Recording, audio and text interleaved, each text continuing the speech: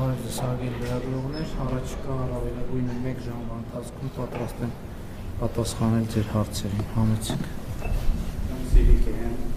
Շնորհակալություն, պարոն վարչապետ, անկախ դիտորդ դաշինքը հայտարարում է, որ քաղաքական ուժերից մեկը մեծ թվով ավտոբուսներ է ամրագրում արտերկրից ընտրողներ տեղափոխելու համար, կառավարությունը այս մասով ինչ տեղեկություն ունի եւ ինչ մեխանիզմներով է կանխելու դա։ Կառավարության տեղեկությունները կարծում եմ, որ հաշվարկված են արտաքին հետախուզական ծառայության հրապարակած հայտարարության մեջ, ինչ վերաբերվում է իրադրության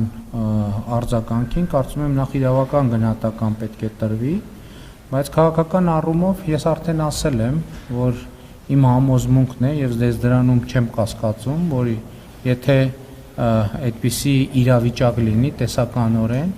Ռուսաստանաբնակ մեր հայրենակիցների մեր քաղաքացիների մեծ մասը կքվեարկի մեր օգտին, ես այդտեղ որևէ կասկած չունեմ։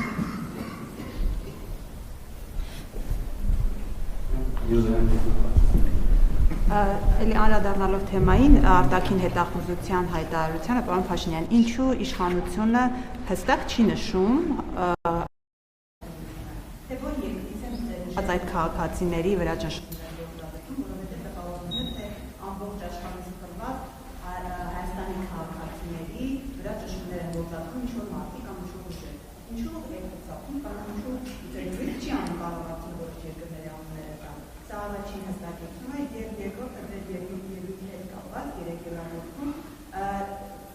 դուք գնացել եք այնտեղ բողոքում եք Հայաստանի ներքին խնդիրներից եկեղեցու ընդդիմությունից ձեզ նաև մեղադրանք են հնչում թե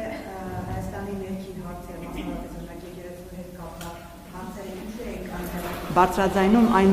ենթատեքստով, որ օրինակ նույն հոգևորականների հետ կապված դատական որոշումներ, վճիռներ էլ չկան։ Ինչու եք դուք այդ ամբիոնը օգտագործում դեռևս ոչ դատական վճռով անգամ Հայաստանի մարդկանց հոգևորականների մեղադրելու որոշակի արարքներում։ Նախ ես որևէ մեկից չեմ բողոքել, ես